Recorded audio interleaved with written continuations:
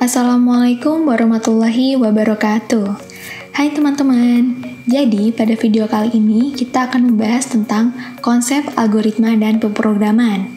Nah, pasti pada bertanya-tanya kan, apa sih algoritma dan pemrograman itu? Mari kita mulai.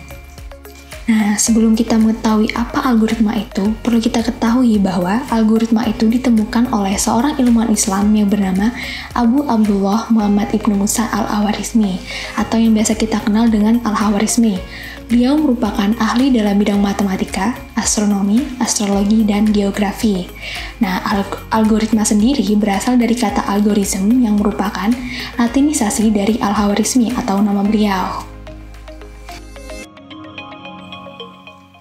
Pengertian algoritma menurut Microsoft Bookshelf adalah urutan langkah-langkah berhingga untuk memecahkan masalah logika atau matematika. Nah, secara umum, algoritma merupakan urutan atau deskripsi langkah-langkah penyelesaian masalah yang tersusun secara logis, ditulis dengan notasi yang mudah dimengerti sehingga dapat dilaksanakan oleh pemproses.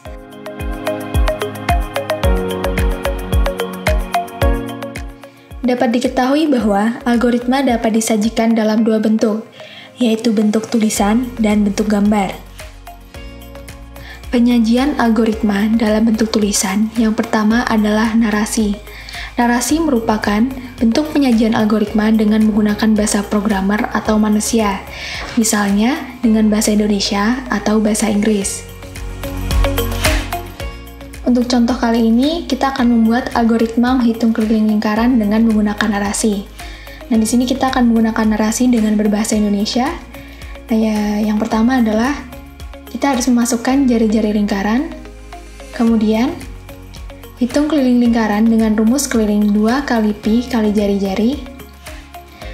Terus yang terakhir adalah tulis hasil keliling lingkaran. Itu adalah dengan menggunakan narasi. Penyajian algoritma dalam bentuk tulisan yang kedua adalah dengan menggunakan pseudocode. Pseudocode sendiri adalah kode yang mirip dengan kode pemrograman yang sebenarnya dan ditulis dengan berbasis pada bahasa pemrograman tertentu. Misalnya Pascal, C, R, atau Python, sehingga lebih tepat digunakan untuk menggambarkan algoritma yang akan dikomunikasikan pada pemrograman. Untuk contoh penyajian dengan menggunakan pseudocode sama dengan yang narasi tadi, kita akan mencari algoritma menghitung keliling lingkaran. Yang pertama adalah input jari-jari, kemudian langsung menuliskan keliling sama dengan 2 bintang pi, bintang jari-jari, karena dalam untuk kode itu perkalian dituliskan dengan bintang. Kemudian outputnya akan keluar hasil dari keliling itu adalah keliling lingkaran. Ini adalah contoh dari pseudocode. Bentuk penyajian algoritma yang terakhir adalah penyajian dengan menggunakan bentuk gambar, yaitu di sini menggunakan flowchart. Flowchart sendiri adalah urutan logika dari suatu prosedur pemecahan masalah.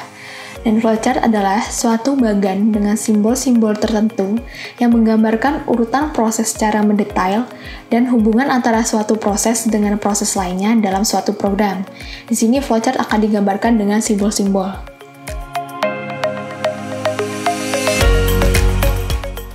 Simbol yang digunakan dalam flowchart program mengacu pada American National Standard In sebagai berikut. Yang pertama adalah terminal. Terminal di sini adalah menunjukkan awal dan akhir program, start atau end. Terus yang kedua adalah preparation, yaitu memberi nilai pada suatu variabel atau counter. Di sini atau preparation juga bisa disebut dengan persiapan ya. Terus yang ketiga adalah processing. Processing menunjukkan pengolahan aritmatika atau pemindahan data. Jadi di sini proses seperti perhitungan gitu. Terus yang keempat adalah input atau output. Di sini gambar tersebut menunjukkan proses input dan output. Kemudian yang kelima adalah decision.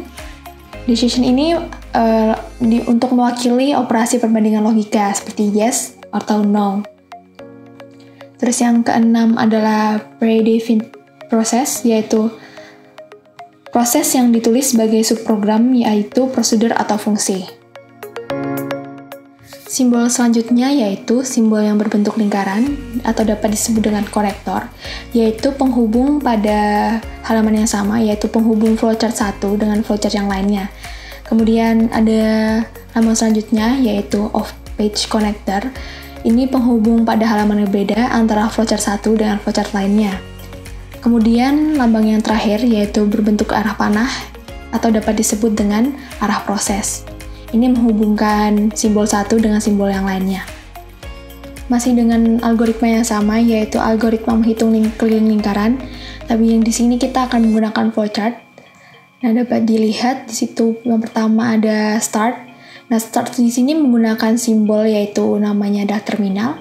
Kemudian selanjutnya adalah input, jari-jari. Di situ menggunakan simbol input. Kemudian yang ketiga adalah processing. Processing di sini menghitung keliling lingkaran, yaitu keliling sama dengan 2 bintang pi, bintang jari-jari.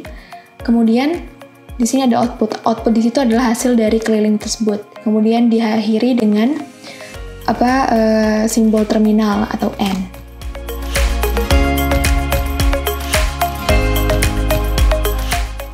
Oke, selanjutnya kita masuk ke pemrograman. Sebelumnya perlu dipahami 3 pengertian pokok, yaitu program, pemrograman, dan bahasa pemrograman. Nah, program di sini adalah kata, ekspresi, dan pernyataan yang disusun dan dirangkai menjadi satu kesatuan prosedur berupa urutan langkah untuk menyelesaikan masalah menggunakan bahasa pemrograman sehingga dapat dieksekusi oleh komputer. Nah, kemudian pemrograman. Nah, di sini pemrograman adalah proses, yaitu proses mengimplementasikan urutan langkah untuk menyelesaikan suatu masalah menggunakan bahasa pemrograman. Kemudian ada bahasa pemrograman. Bahasa pemrograman adalah prosedur atau tata cara penulisan program. Nah, di sini terdapat sejumlah bahasa pemrograman seperti Pascal, C, Python, dan R. Nah, bahasa yang digunakan untuk praktikum algoritma dan pemrograman pada kali ini itu adalah kita menggunakan R program. R selain bahasa pemrograman, yaitu R juga adalah perangkat lunak untuk analisis statistik dan grafik. Di dalam R menyediakan berbagai teknik statistika, yaitu permodelan linear dan non-linear, uji statistik klasik, analisis jarak waktu, klasifikasi, klasterisasi, dan sebagainya. Dan kemudian juga grafik.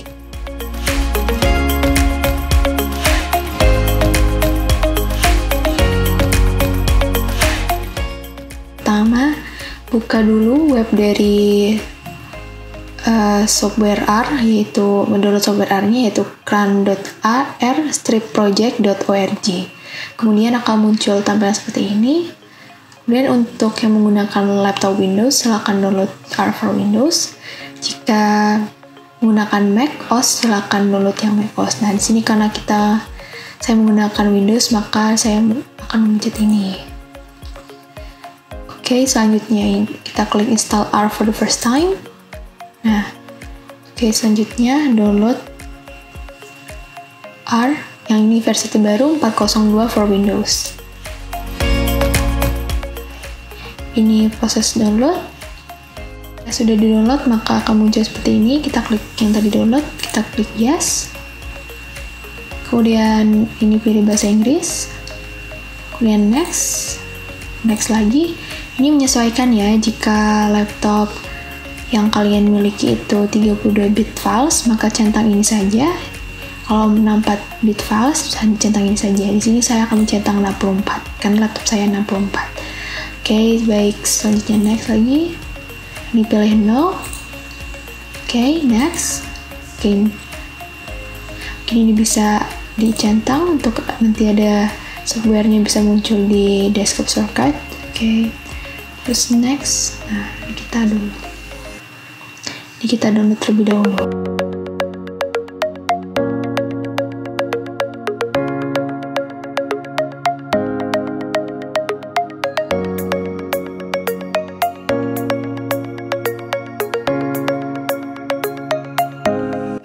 Setelah selesai, finish. Ini kita buka ya.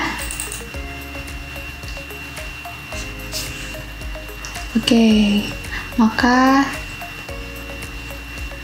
maka R program sudah berhasil di-download.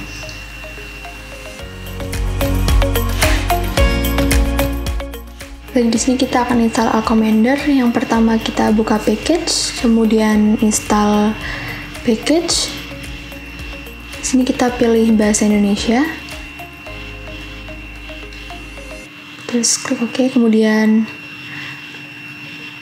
di sini kita milih package RCMDR.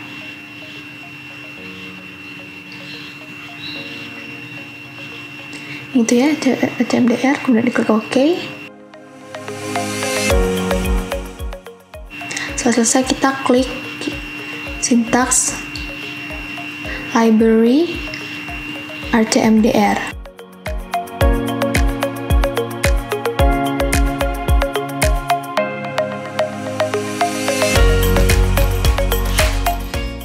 Klik OK, ini klik OK.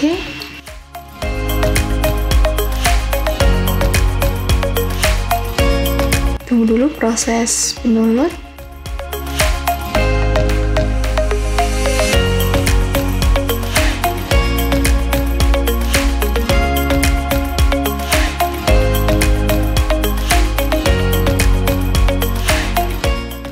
Jika package sudah selesai, maka akan muncul R Commander seperti pada di layar.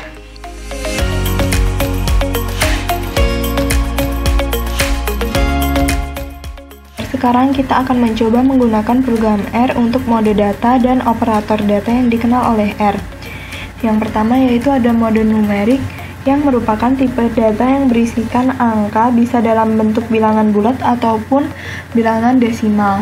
Contohnya angka 10 ini ya. Dan ada angka 1,1, 2, 1,2, dan 4,6. Selanjutnya ada vektor dengan nama data.tb, dan untuk menampilkan tersebut dengan memanggil nama vektornya yaitu data.tb.